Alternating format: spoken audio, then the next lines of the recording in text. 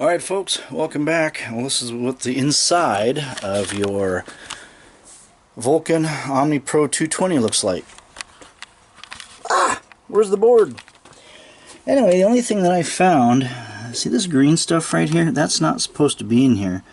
So it looks like they put this green stuff, and I'll show you the socket, before they put this plug in, and it looks like it's down inside the socket. Let's see if I can get in there. It's probably real blurry, but it looks like it's inside there. Maybe that's my resistance issue. Maybe that's what's this is the board I was telling you guys about earlier, that the gun plugs into the other side here. I don't know if I can show you guys that.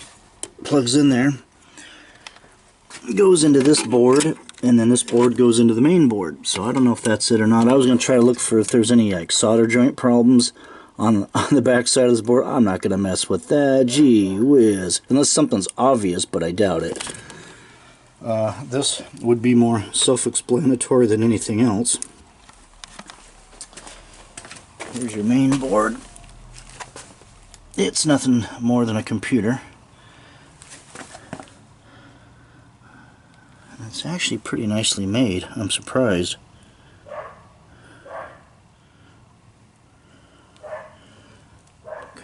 Give you an idea. Come on here. All the transistors are glued in place. Yeah. So, and we come to the scary part of this board, which is the underside. Man, without a schematic, I can't do anything with this, and I'm not sure I have the desire to. So what I want to do, I don't know if that's showing up clearly or not, but there might be a possibility of some solder joint issues just on these connectors up here. Might be. So I'm going to touch those up. And hey, if it works, great. If it doesn't, then I've got a very expensive arc welder. But yeah, I'm not even going to try to mess with all this crap. It's glued in. I figured there'd be a few components on this side, but that's ridiculous. It's a computer. I'm not going to mess with it. Let me see if I can show you guys that one connector. Okay, here it is. You guys can see that, but it looks like they put the green stuff for this component here, and it leaked inside that socket, and then they plugged the socket in. So I'm going to clean that up. And that is the drive coming from the board that I just showed you guys. So that's the green part there, and this is the green part there. And that should not be inside there. So I don't know. That may or may not have done it. I don't know.